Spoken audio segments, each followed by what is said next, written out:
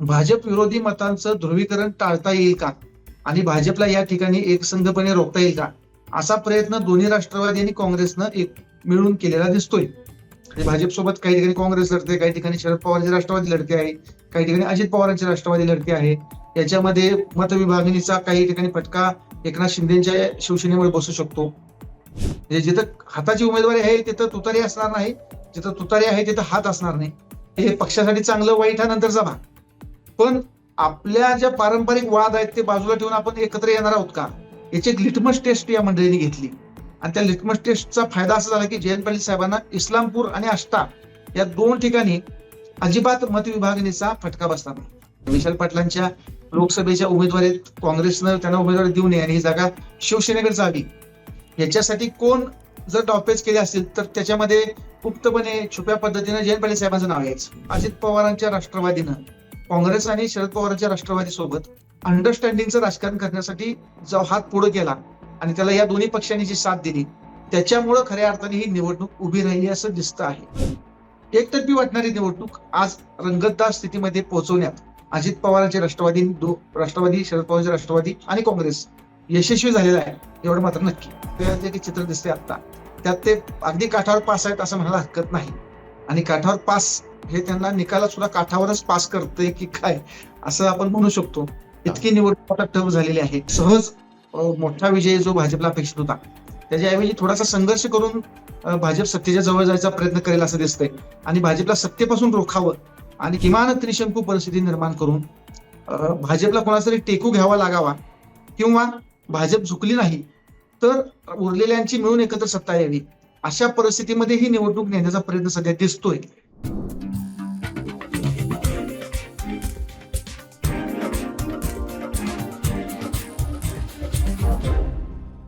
नमस्कार, मी निखिल. द पॉलिटिक्समध्ये आपल्या सगळ्यांचं अगदी मनापासून स्वागत. राज्यभरात महानगरपालिकांच्या निवडणुकांची रणधुमाळी सुरू आहे. प्रचार अत्यंत शिगेला पोहोचलेला आहे. विविध महानगरपालिकांमध्ये आघाडी युतीचं राजकारण देखील शिगेला पोहोचलेलं आहे. कुठे कोणासोबत आघाडी झाली आहे, युती झाली आहे, याबाबत देखील अजूनही मतदारांच्या मनात अनेक संभ्रम आहेत. पण आपण सगळ्या महापालिकांबद्दल या निवडणुकांच्या निमित्तानं माहिती घेतोय, जाणून घेतोय. आणि आज आपल्याला हायपर लोकलच्या या भागामध्ये सांगली, मिरज, कुपवाड महापालिकेबद्दल जाणून घ्यायचंय. आणि त्यासाठी माझ्या सोबत आहेत सकाळ माध्यम समूहाचे पत्रकार अजित झळके सर. सर, स्वागत आहे आपलं द पॉलिटिक्समध्ये. नमस्ते. नमस्कार. तर जसं मी उल्लेख केला की कोण कोणासोबत कुठे युती आघाडीमध्ये हे कळायला मार्ग नाहीये महापालिका निवडणुकांमध्ये. सांगलीची नक्की काय परिस्थिती आहे, तिथे कोणाची कोणासोबत आघाडी आहे? सांगली, मिरज आणि कुपवाड या 3 शहरांची मिळून महापालिका झाली आणि त्याला जवळपास आता 27 वर्षांचा काळ लोटलेला आहे.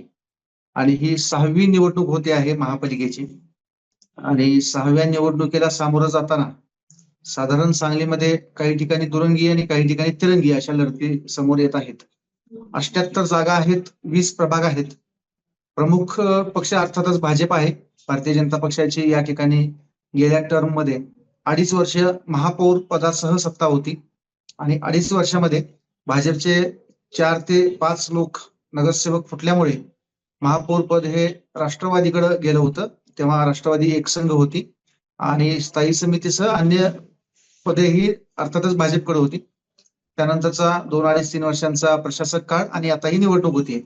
तर 78 जागांवरती संपूर्ण 78 जागा भाजपनं उभ्या केलेल्या आहेत, लढतायत भाजप.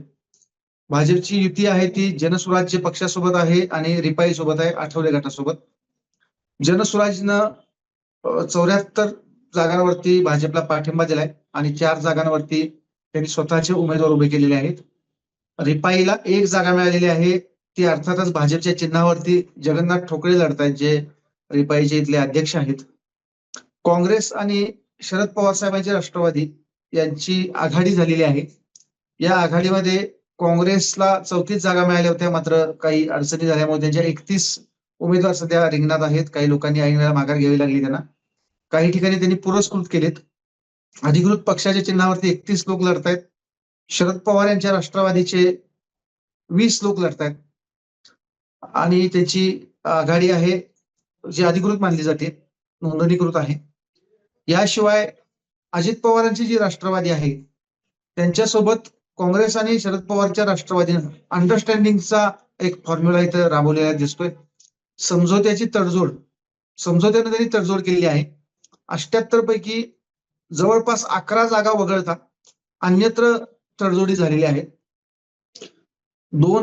3 प्रभागांमध्ये, प्रभाग नंबर 20, 15 आणि 6 या ठिकाणी काँग्रेस राष्ट्रवादीची आघाडी प्लस अजितदादांची राष्ट्रवादी आणि भाजप असा तिरंगी सामना होतोय.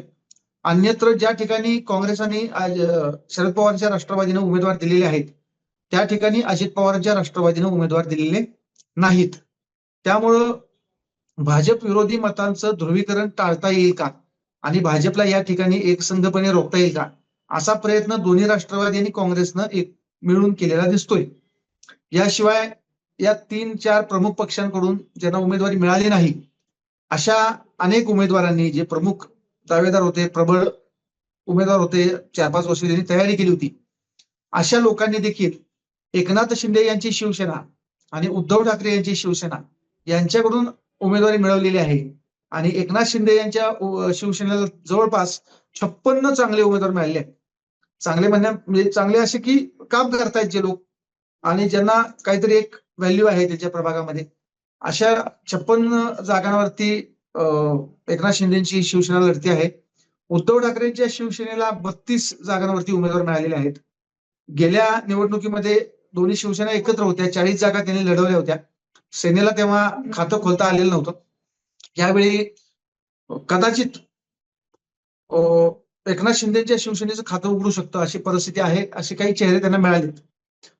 वंचित बहुजन आघाडीची इथे 11 उमेदवार आहेत. ऍडव्होकेट प्रकाश आंबेडकर साहेबांची सभा झाली गुरुवारी, तर त्यांनी 11 उमेदवार दिलेले आहेत. असे 389 उमेदवार रिंगणात आहेत आणि सर्व ठिकाणी प्रमुख लढत आहे ती भाजपसोबत आहे. म्हणजे भाजपसोबत काही ठिकाणी काँग्रेस लढते, काही ठिकाणी शरद पवारांची राष्ट्रवादी लढते आहे, काही ठिकाणी अजित पवारांची राष्ट्रवादी लढते आहे. याच्यामध्ये मतविभागणीचा काही ठिकाणी फटका एकनाथ शिंदेच्या शिवसेनेवर बसू शकतो. प्रभाग क्रमांक 14 हा एकमेव प्रभाग असा आहे जिथं काँग्रेस, अजित पवारांची राष्ट्रवादी किंवा शरद पवारांची राष्ट्रवादी यांचे कोणीही उमेदवार नाहीत. या ठिकाणी भाजप विरुद्ध एकनाथ शिंदेची शिवसेना असा थेट सामना होतोय. भाजपमधनच फुटलेल्या एका जुन्या गटानं इथं भाजपसमोर आव्हान उभं केले आणि असा थेट सामना होतोय. आणि काँग्रेसने इथले उमेदवार माघारी घेऊन भाजपच्या विरोधात एक लढत उभी करण्याचा प्रयत्न केलाय. जाहीर पाठिंबा जरी दिलेला नसला शिवसेनेला तरी काँग्रेसचा फायदा हा एकनाथ शिंदेच्या शिवसेनेला व्हावा असा तिथं प्रयत्न केला गेला. त्यामुळे थोडीशी रंगतदार परिस्थिती त्या ठिकाणी निर्माण झालेली आहे, असं साधारण तिथलं गणित आहे आत्ताच.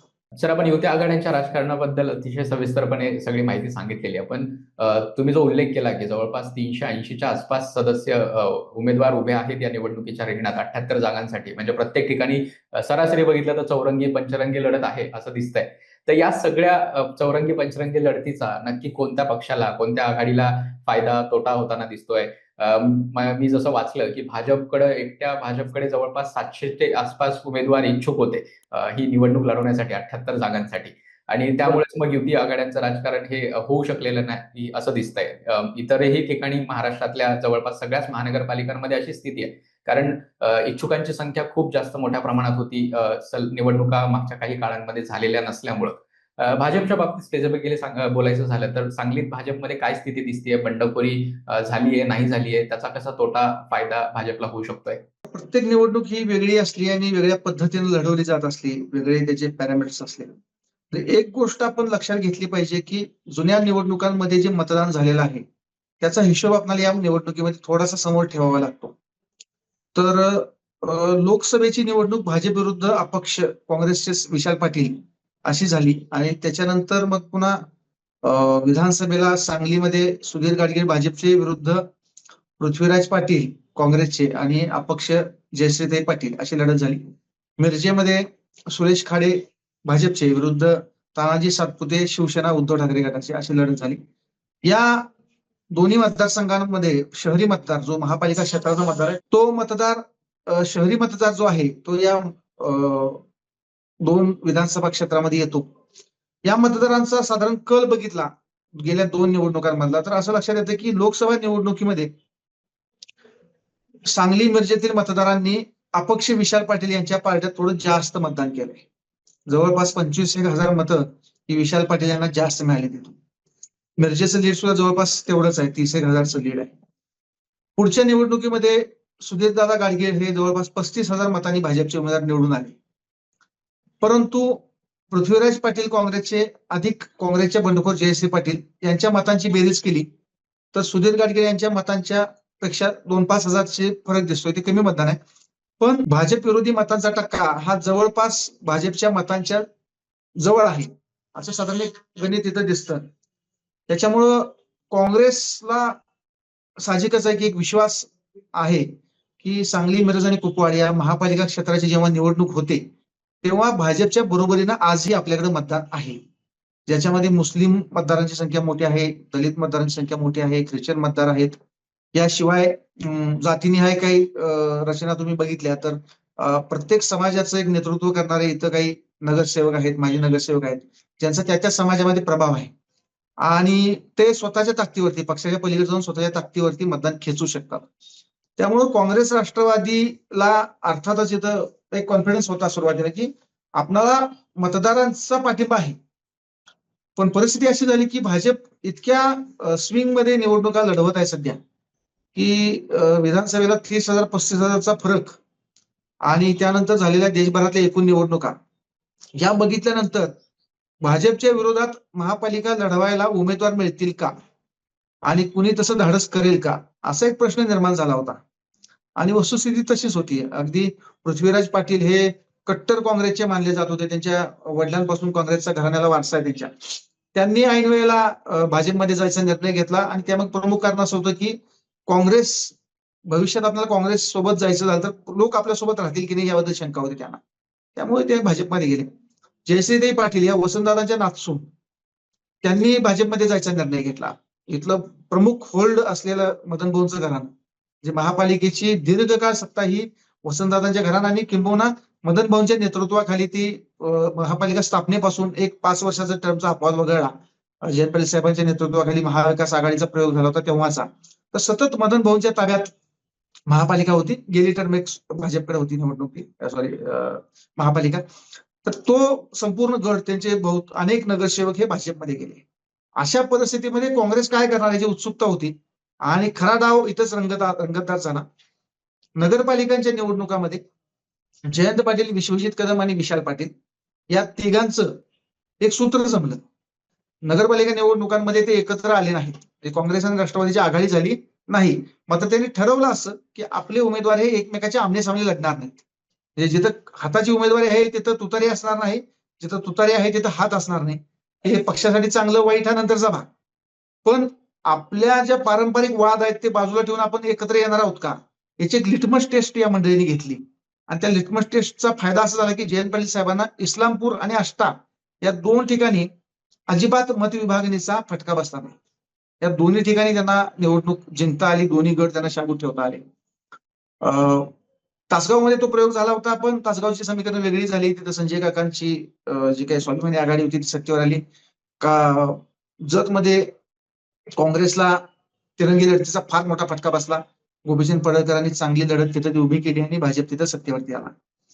या निवडणुकीत नगरपालिकेचे एक झाले की महापालिकेला जयंत पाटील, विश्वजित कदम आणि विशाल पाटील हे एकत्र येऊ शकतात असं वातावरण त्या निवडणुकीनं तयार केलं आणि तिघांचा एकमेकांवरती कमी अधिक आणि डळमळीत होणारा जो विश्वास होता तो त्या निवडणुकीनं अधिक मजबूत केला आणि परिणामी त्या तिघांची एक आघाडी या ठिकाणी जन्माला आलेली बघायला मिळते. म्हणजे जयंत पाटील आणि विशाल पाटील यांचा संघर्ष हा अत्यंत टोकाकडे जाणारा दिसत होता. ते प्रत्यक्ष जरी एकमेकावर बोलत नसले तरी एकमेकाचा काटा कसा काढला जातो हे सगळ्या महाराष्ट्रानं बघितलंय. विशाल पाटलांच्या लोकसभेच्या उमेदवारीत काँग्रेसनं त्यांना उमेदवारी देऊ नये आणि ही जागा शिवसेनेकडे जावी याच्यासाठी कोण जर डावपेच केले असतील तर त्याच्यामध्ये गुप्तपणे छुप्या पद्धतीने जयंत पाटील साहेबांचं नाव यायचं आणि वडिलांपासूनच्या काळाचा संघर्ष आहे त्या दोघांचा. वसंत दादा बापूच्या पासून तो संघर्ष आहे आणि त्यांचं नाव यायचं आणि जयंत पाटलांना विरोध हेच विशाल पाटलांचं बलस्थान असं विशाल पाटील यांचे समर्थक सांगायचे. आता परिस्थिती अशी झाली की जयंत पाटील साहेबांनी परवाच्या भाषणात सांगितलं की विशालचं आणि माझं आता इतकं जुळलंय की विशालनं काही जरी मागितलं तरी मी आता नाही म्हणणार नाही. म्हणजे अडचणीच्या काळात एकमेकाला सोबत घेऊन जायची त्यांची स्ट्रॅटेजी आता कसा पुढं रंग आणते माहित नाही, पण आता तरी त्यांचं बऱ्यापैकी सूर जुळलेले दिसत आहे. विशाल पाटील यांचा या सगळ्या उमेदवार मांडणीमध्ये रचनेमध्ये सगळ्यात मोठा वाटा आहे आणि जयंत पाटील साहेबांनी विशाल पाटलांच्या रचनेला प्रत्येक ठिकाणी होकार दिलेला दिसतोय, स्वतः 2 पावलं मागे जात. त्यामुळे काँग्रेसनं रचना चांगली केली का? चांगली केली. राष्ट्रवादीने त्याला साथ दिली का? 100% दिली. सगळ्यात मोठा खेळ झाला तो अजित पवारांच्या राष्ट्रवादीनं काँग्रेस आणि शरद पवारांच्या राष्ट्रवादी सोबत अंडरस्टँडिंगचं राजकारण करण्यासाठी जो हात पुढे केला आणि त्याला या दोन्ही पक्षांनी जी साथ दिली, त्याच्यामुळे खऱ्या अर्थाने ही निवडणूक उभी राहिली असं दिसतं आहे. अन्यथा भाजप समोर जर तिरंगी लढत झाली असती, अजित पवारांचा गट वेगळा लढला असता किंवा अजित पवारांनी भाजपसोबत युती केली असती, तर काँग्रेस आणि शरद पवारांच्या राष्ट्रवादीसाठी ही निवडणूक तितकी सोपी राहिली नसती. आता परिस्थिती अशी आहे की कुणीही असा छातीठोक दावा करू शकत नाही की हा पक्ष 100% सत्तेत येईल आणि हा पक्ष सत्तेत येणार नाही. परिस्थिती अशी आहे की सगळ्या पक्षांना चांगल्या संधी निर्माण झाल्या. येणाऱ्या निकालात आकडे कसे राहतील ह्याच्यावरती सत्तेच्या जुळवाजुळवी सुद्धा करायला लागतील असे संकेत मिळत आहेत. मी थेट बोलणार नाही, पण त्रिशंकूच्या दिशेने निवडणूक गेली तरी आश्चर्य वाटून घेऊन येईल. आजही भाजप हे 100% असं दिसतंय की भाजप चांगली लढत उभी करते, मुद्द्यांवरती ते खेळतायत, प्रत्येक जागांवरती काम करतायत, चुका सुधारतायत.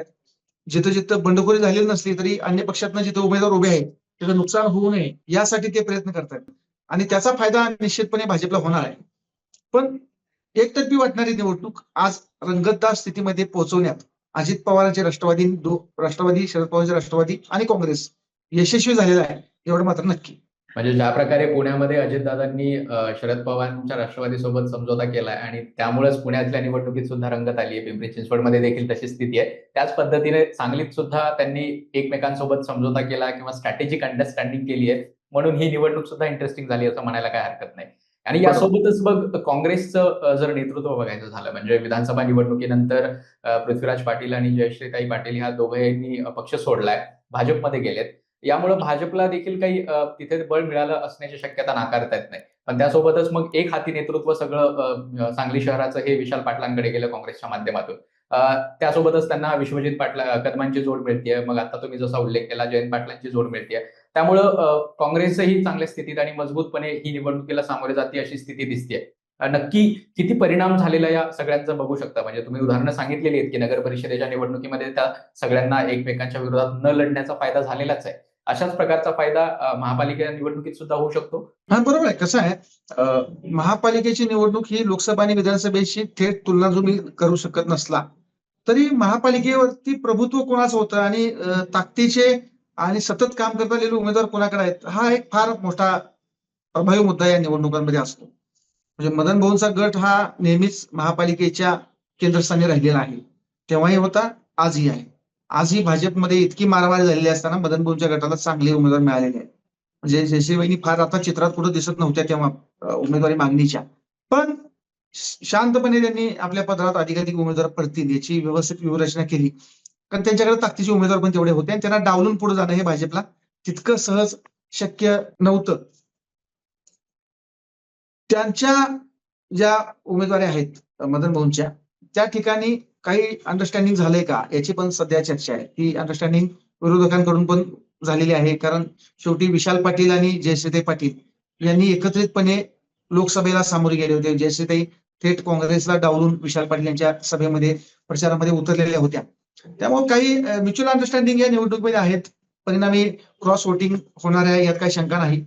पृथ्वीराज पाटील यांनी काँग्रेस सोडली, ते भाजपमध्ये गेले. त्यांनाही काही चांगल्या जागा भाजपने दिलेल्या आहेत. अगदी काही ठिकाणी जिथं भाजपचा कोर मतदार आहे, जे भाजपचे प्रभावी प्रभाग मानले जातात, अशा ठिकाणी त्यांना उमेदवारी मिळाली असल्यामुळे त्यांनाही भाजपनं थोडंसं विश्वासात घेऊन काम केलेलं दिसतंय.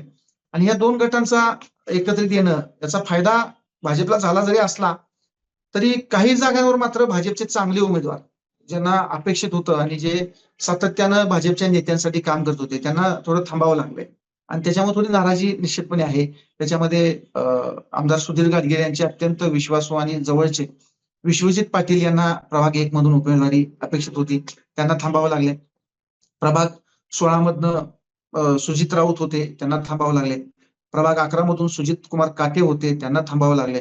अशी अनेक नावं सांगता येतील ज्यांना थोडं या अंडरस्टँडिंगमुळे किंवा भाजपमध्ये झालेल्या नव्या भरतीमुळे थांबावं लागलेलं आहे. दीपक मानेंसारखा एक कष्टाळू कार्यकर्ता जो प्रभाग 11 मध्ये होता, त्याला तिथं थांबावं लागलं आणि तो आता काँग्रेसमध्ये गेलाय. असे अनेक ठिकाणी तडजोडी कराव्या लागलेल्या आहेत आणि त्या तडजोडीशिवाय भाजपकडे गत्यंतर नव्हतं आणि म्हणूनच त्यांनी अजित पवारांच्या राष्ट्रवादीला सोबत न घेण्याचा निर्णय घेतला. त्यांना जर सोबत घेतला असतं तर कदाचित त्यांच्याकडे जागाच राहिल्या नसत्या या लोकांना वाटायला. अगदी एवढंच कशाला, जनसुराज्यचे समित कदम आहेत, त्यांचा भाजपमधला प्रभाव आपल्याला सर्वांना माहिती आहे. मुख्यमंत्री देवेंद्र फडणवीस यांचे अगदी घनिष्ठ जवळचे ते मित्र आहेत, कार्यकर्ते आहेत, संबंधित आहेत. त्यामुळं समित कदम यांना देखील त्यांनी थेट जागा काही दिलेल्या दिसत नाहीत. म्हणजे या सगळ्या चर्चेमध्ये समित कदम यांनी स्वतःची ताकद दाखवत 4 ठिकाणी जागा उभ्या केल्या, ते त्यांचं कौतुक आहे. कारण अशा परिस्थितीमध्ये भाजपसोबत प्रवासासोबत वाहत न जाता त्यांनी स्वतःच्या ताकदीवरती स्वतःच्या 4 ठिकाणी काय असणार चिन्ह लावलेले आहे. हे कौतुक आहे. बाकीच्या ठिकाणी ते अंडरस्टँडिंग राजकारण करतायत. भाजपकडं मित्रपक्षाला द्यावं काहीतरी, जागा सोडाव्या अशी परिस्थिती भाजपची राहिली नव्हती. त्यामुळं भाजपसाठी हे तसं आव्हानात्मक होतं. हे उमेदवार ठरवणं, उमेदवार निश्चित करणं, जागा निश्चित करणं. त्याच्यामध्ये पहिल्या सगळ्या जे काही चित्र दिसते आता, त्यात ते अगदी काठावर पास आहेत असं म्हणायला हरकत नाही. आणि काठावर पास हे त्यांना निकालात सुद्धा काठावरच पास करतंय की काय असं आपण म्हणू शकतो. इतकी निवडणूक आता टफ झालेली आहे. मी असं अजिबात म्हणत नाही की निवडणूक एका बाजूला कुठल्या तरी झुकली आहे किंवा भाजपच्या हातातून गेली आहे वगैरे, अजिबात नाही. आजच्या घडीला मुद्द्यांचे जे काही समीकरणं मांडली जातात प्रश्नांची, ती अत्यंत प्रभावीपणे लोकांच्या मध्ये उतरवण्याचा प्रयत्न चालू आहे. जयंत पाटील, विशाल पाटील, विश्वजित कदम हे सांगलीच्या प्रश्नांवर बोलतायत आणि भाजप हा देवेंद्र फडणवीस, नरेंद्र मोदी आणि महापालिका म्हणजे केंद्रात सत्ता, राज्यात सत्ता, महापालिकेत सत्ता तरच विकास हे समीकरण मांडतायत. त्यामुळे प्रचार तर अगदी रंगतदार परिस्थितीकडे झुकलाय. 4 दिवस बाकी आहेत. कशा पद्धतीनं पुढे जात आहेत दिसेल. अजून तरी कुठल्या एखाद्या मुद्द्यावरती निवडणूक अशी बूस्ट झाली असं दिसत नाहीये. बघूया पुढे कसं होतंय. म्हणजे ज्या प्रकारे मागच्या वेळी 39चं बहुमत जिथे आहे तिथे 41 सदस्य भाजपचे निवडून आले होते, तशी स्थिती यावेळी सुद्धा दिसू शकते असं म्हणायला काही हरकत नाही. पण पुढे जाताना मला चंद्रकांत दादांच्या भूमिकेबद्दल थोडंसं जाणून घ्यायला आवडेल की सांगलीचे पालकमंत्री आहेत, त्यांनी महत्वाची भूमिका या महापालिका निवडणुकांमध्ये भाजपसाठी बजावली असं सांगितलं जातं. नक्की त्यांची भूमिका कशी होती? कुठल्या उमेदवारांना तिकीट द्यायचंय, कोणाला नाकारलंय, इच्छुकांची संख्या मोठी होती, त्यामुळे बंडखोरी रोखायची आहे, अशी मोठी आव्हानं भाजप पुढे देखील होती.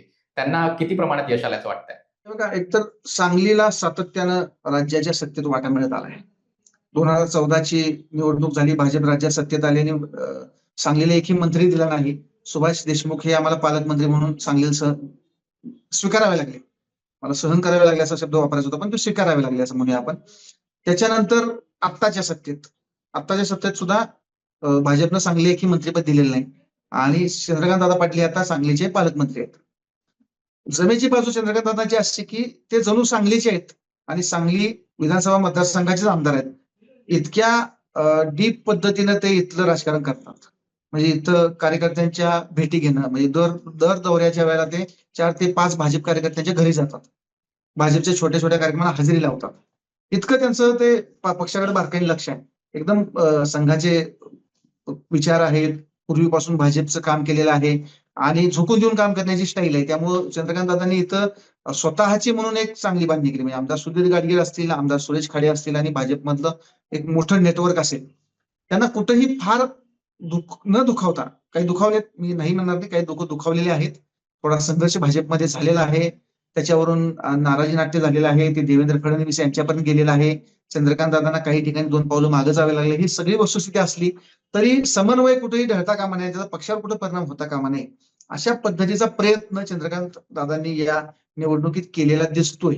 शेवटच्या टप्प्यात दोन्ही आमदारांना थोडं अधिक झुकतं माप देऊन त्यांना विश्वासात घेऊन उमेदवारीची व्यूहरचना करावी अशा थेट सूचना मुख्यमंत्री देवेंद्र फडणवीस यांनी चंद्रकांत दादा यांना दिल्या आणि त्यामुळे जे काय आणखी गुंता न होता समझोत्यानं या तिघांनी जे उमेदवारी दिली त्याची आता ही फलश्रुती दिसते आहे.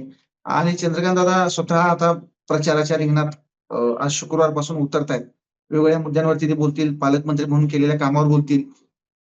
सांगलीचे जे काही विकासाचे महत्वाचे प्रकल्प आहेत त्या प्रकल्पांसाठी चंद्रकांत दादा स्वतः काम करतायत. म्हणजे आपण बघू शकतो, म्हणजे आता निवडणूक आहे म्हणून नाही, पण अगदी विमानतळाचा प्रश्न असेल, शेरी नाल्याचे काही प्रश्न असतील, पाणी पुरवठ्याच्या योजनेचे प्रश्न असतील, त्या प्रश्नांना त्यांनी हात घातलाय. त्याला यश किती आलं, ते कुठे पण पुढे गेले, हा नंतर संशोधनाचा भाग आहे.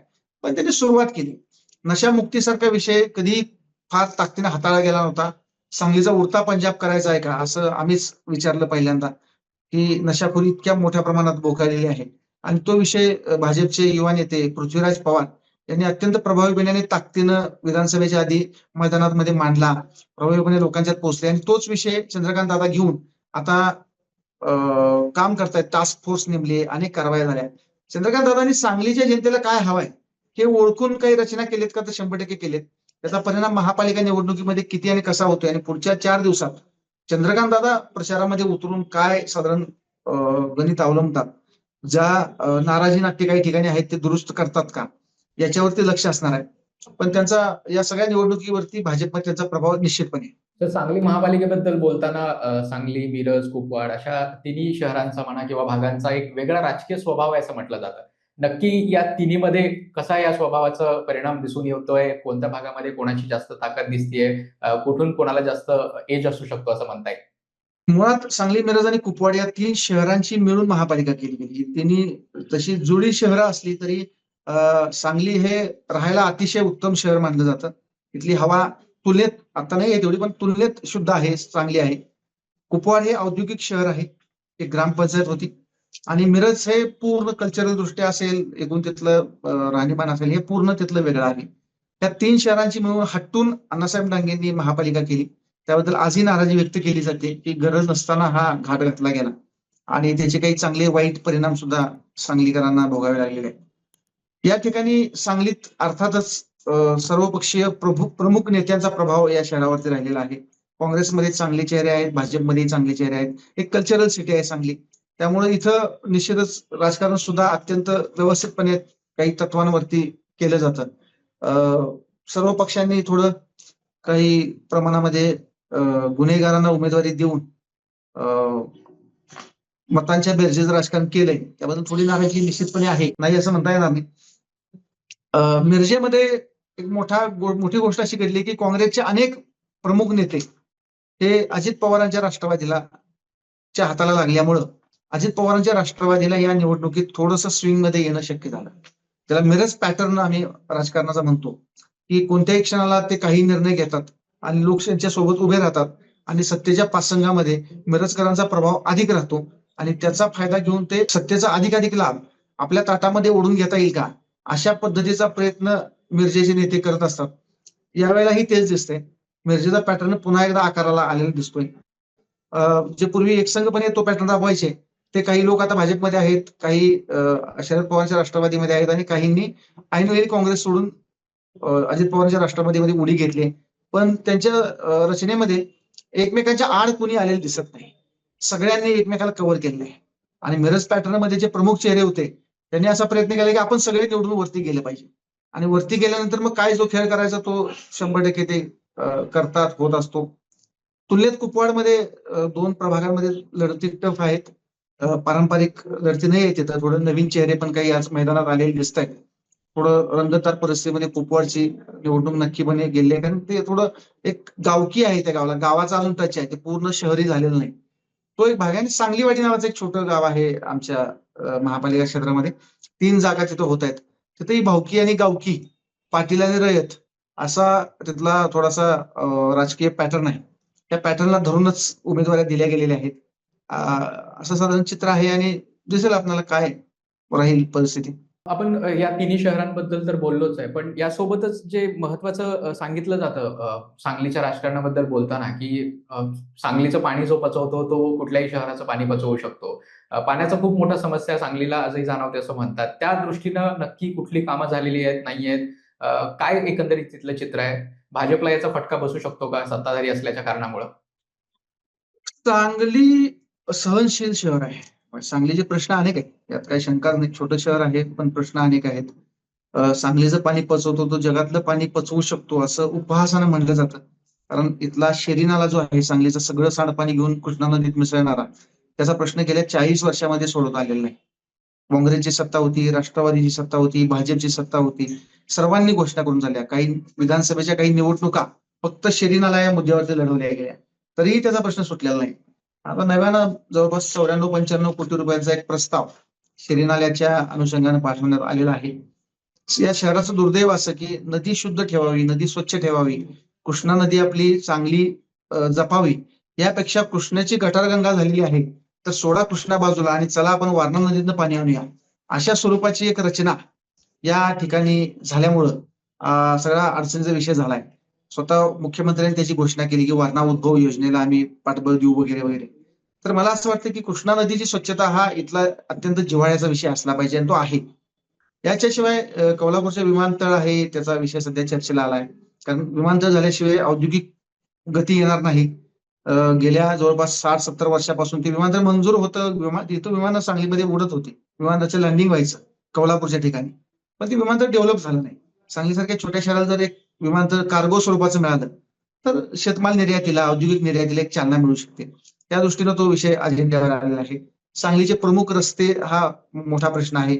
औद्योगिकीकरणाला गती देणं हा विषय आहे. भटक्या कुत्र्यांची समस्या हा इथला एक मेजर इश्यू आहे. कारण एका मुलाचा परवा मृत्यू झाला भटक्या कुत्र्याच्या हल्ल्यामध्ये. सांगलीला भाजी मंडई नाही, तो इश्यू आहे. सांगलीच्या पेठांमध्ये पार्किंग नाही, तो महत्वाचा इश्यू आहे. प्रश्न अनेक आहेत. प्रश्न कुठल्या शहरांचे इतक्यात सहजासहजी सुटत नाहीत. विस्तारित भाग खूप मोठा आहे. नागरीकरण वाढतंय. त्या तुलनेत गुंठेवारीमध्ये सुविधा देण्यात अपयश आलंय, तो इश्यू आहे. दर 2-4 वर्षांनी महापूर येतोय, महापुराचा बंदोबस्त करायचा आहे, तो इश्यू आहे. प्रश्न अनेक आहेत. पण या प्रश्नांना भिडण्याची ताकद दाखवून त्यानुसार योजना राबवणं आणि त्यासाठी राज्य सरकारकडे, केंद्र सरकारकडे ताकद लावून त्या प्रश्नांना थेट भिडणं, अशा प्रकार फार कमी प्रमाणात दिसतो. सत्ता कोणाची असो, भाजप असो, राष्ट्रवादी असो, लोक फिरून फिरून फक्त चिन्ह बदलतात आणि ते चेहरे समोर येतात, अशी साधारण परिस्थिती आहे. कालचा गोंधळ बरा होता आजच्यापेक्षा, असं म्हणण्याशिवाय पलीकडे लोकांच्या हातात काय राहत नाही, असं साधारण चित्र आहे. तर अपेक्षा अशी आहे की पुढच्या जी काही 16 तारखेनंतर सत्ताधारी इथं बसतील, ते सांगलीच्या हिताचा विचार करणारे असतील, सांगलीच्या प्रश्नांना प्राधान्यक्रमानं सोडवणारे असतील आणि इथलं नागरी जीवन हे अधिक आनंददायी, अधिक सुखद, अधिक आरोग्यपूर्ण करणारे असतील, अशी अपेक्षा ठेवून इथला मतदार मतदान करेल, असा साधारण एक आपण आशावाद व्यक्त करूया. त्यानंतर 5 वर्षात काय होतंय ते बघायला आम्ही आहोतच. आम्ही लिहित राहू. मला अजून थोडंसं फक्त मिरजमध्ये जे मेडिकल सिटी आहे, म्हणजे सांगलीची ओळख ही सुद्धा आहे की तिथे खूप मोठ्या प्रमाणात देशातून, परदेशातून सुद्धा लोक उपचारासाठी येतात. त्याबद्दल काही चर्चा आहे? तिथे काय नक्की त्याबाबत बोललं जातं या निवडणुकीच्या दरम्यान? त्याला मेडिकल हब करण्यासंदर्भात काही चर्चा सुरू आहेत का? या सगळ्यांच्या बाबतीत काय वाटतं? मिरजला आपण मेडिकल सिटी म्हणतो. मिरज, सांगली दोन्ही शहरांना मेडिकल सिटी. रुग्णालयांची संख्या खूप मोठ्या प्रमाणात आहे आणि ब्रिटिश राजवटीमध्ये मिरज हे उपचारांसाठी एक चांगलं शहर, इथली माती, इथली हवा, इथलं पाणी हे उपचारांना प्रतिसाद देणारं वातावरण अनुकूल आहे, अशा स्वरूपाचं ब्रिटिश अधिकाऱ्यांचं मत झाल्यामुळं या ठिकाणी अनेकांनी अनेक ठिकाणाहून नवीन नवीन हॉस्पिटल्स आले. कर्नाटक मधले काही डॉक्टर्स आले, महाराष्ट्रातले अनेक तज्ञ डॉक्टर्स इथे येऊन त्यांनी दवाखाने सुरू केले आणि अर्थातच हे वैद्यकीय नगरी म्हणून त्याचा परिचय आहे. दवाखान्याची संख्या खूप आहे. बाहेरून, कोकणातून, उत्तर कर्नाटकातून, मराठवाड्यातून अनेक पश्चिम महाराष्ट्रातून इथं लोक उपचारासाठी येत असतात. त्यांच्याही काही समस्या आहेत, त्यांचेही प्रश्न आहेत. IMA त्या संदर्भात नेत्यांशी भेटते आहे, मांडणी करते आहे. त्यांनाही स्वच्छता, शुद्ध पाणी, रुग्णांसाठी काही वसतिगृह अशा स्वरूपात मदत अपेक्षित आहे आणि त्याच्यावर देखील थोड्याफार प्रमाणात चर्चा झालेली आहे. याशिवाय संगीत नगरी म्हणून सुद्धा मिरजेची ओळख आहे. तंतुवाद्य निर्मितीचं हे प्रमुख केंद्र आहे.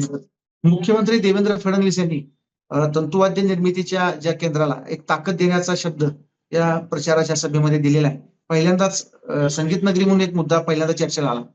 आता भाजपमध्ये असलेले पृथ्वीराज पाटील यांनी त्याविषयीचा एक स्टडी करून त्याचा एक अहवाल देवेंद्र फडणवीस यांच्याकडे पाठवला होता आणि त्याचा थोडासा फायदा त्या निमित्तानं फडणवीस साहेबांनी घोषणा करण्यामध्ये झालेला दिसतोय. अपेक्षा आहे की भविष्यात या घोषणा सत्यात उतराव्यात, कारण 2000 कोटींपेक्षा अधिक रकमेच्या घोषणा देवेंद्र फडणवीस साहेबांनी सांगलीसाठी केलेल्या आहेत. राज्याच्या तिजोरीची परिस्थिती, लाडक्या बहीण योजनेमुळे सध्या आलेला ताण, हे सगळं बघता त्यापैकी किती पैसे सांगलीसाठी मिळतील याची उत्सुकता नक्कीच आम्हालाही असणार आहे. तर मुलाखतीच्या शेवटाकडे येताना पुन्हा एकदा राजकारणाबद्दल चर्चा. निवडणुकीची जेव्हा सुरुवात झाली किंवा घोषणा झाली महापालिका निवडणुकांची, तेव्हा असं वाटत होतं की सांगलीत भाजपची जी काही शक्ती आहे त्यानुसार ते प्रचंड बहुमताने महापालिकेमध्ये जिंकतील. पण आता तुम्ही जसं सगळं विश्लेषण मांडलंय त्यानुसार असं दिसतंय की सगळ्या पक्षांनी थोड्याफार प्रमाणात स्वतः स्ट्रॅटेजिक अंडरस्टँडिंग करून भाजपला एक तगडी लढाई देण्याचा प्रयत्न केलेला आहे. या लढाईत ते किती यशस्वी होतील हे 16 तारखेला कळेलच. पण आत्ताची जर स्थिती बघितली आपण 9 तारखेला साधारण बोलतोय संध्याकाळी 5-6 वाजता, तेव्हा काय वाटतं कुठल्या पक्षाला एज दिसतोय? अजून पुढच्या 2-3 दिवसात कशा प्रकारे राजकारण फिरू शकतं आणि 16 तारखेला कशा प्रकारचे निकाल अपेक्षित असू शकतात? खरं तर 4-5 दिवस आधी असं काहीतरी थेट सांगणं धाडसाच होईल.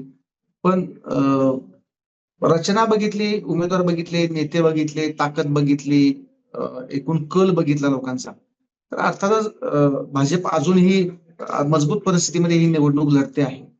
त्याला कुठेतरी खूप लांब फेकली जाईल भाजप आणि काहीतरी चमत्कार होईल. हे करायचं असेल तर या आघाडीची जी काही जुळणी झाली 2 राष्ट्रवादी आणि काँग्रेसची, यांना पुढच्या 5 दिवसामध्ये आणखीन ताकदीनं आपले मुद्दे पटवून सांगायला लागतील.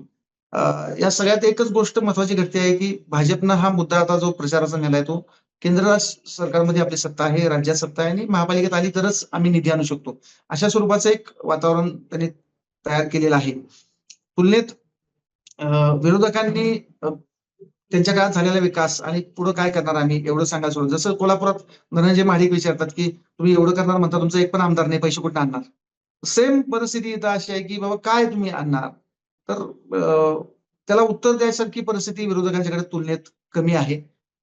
त्यामुळं तो विषय आहे. पण मांडणी जी आहे, आता उमेदवार ज्या पद्धतीने दिले गेलेत एकमेकांना कव्हर करून आणि नेत्यांनी प्रत्येकाने आपापल्या प्रमुख कार्यकर्त्यांची सोय बघून ज्यानुसार मांडणी केली आहे, ती थोडीशी भाजपसाठी थोडा चिंतेचा विषय जो असू शकतो. कारण सहज मोठा विजय जो भाजपला अपेक्षित होता, त्याच्याऐवजी थोडासा संघर्ष करून भाजप सत्तेच्या जवळ जायचा प्रयत्न करेल असं दिसतंय आणि भाजपला सत्तेपासून रोखावं आणि किमान त्रिशंकू परिस्थिती निर्माण व्हावी. मी असं अजिबात म्हणत नाही की विरोधकांपैकी कुणाला तरी एका सत्ता येईल. किमान त्रिशंकू परिस्थिती निर्माण करून भाजपला कोणाचा तरी टेकू घ्यावा लागावा किंवा भाजप झुकली नाही तर उरलेल्यांची मिळून एकत्र सत्ता यावी. अशा परिस्थितीमध्ये ही निवडणूक नेण्याचा प्रयत्न सध्या दिसतोय. तो यशस्वी होतो का? हे पुढच्या 4-5 दिवसामध्ये मुद्दे कसे चढत जातात आणि त्याला बूस्ट कसा मिळतो याच्यावरती अवलंबून असेल.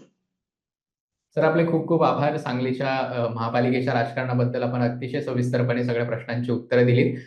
असं वाटत होतं की एक भाजपच्या दिशेने सांगलीच्या महापालिकेमध्ये हवा सुरू आहे, पण आत्ताच्या स्थितीला असं दिसतंय की सीट टू सीट लढाईवर विषय आलेला आहे आणि या लढाईमध्ये कोण जिंकतं कोण हारतंय हे येणाऱ्या 16 तारखेला निश्चितपणे कळणार आहे. पण आपण वेळ दिलात, द पॉलिटिक्सची चर्चा केली. आपले खूप खूप आभार. पुन्हा अशाच विषयांवर चर्चा करूया. तोपर्यंत धन्यवाद. थँक्यू. खूप आभार.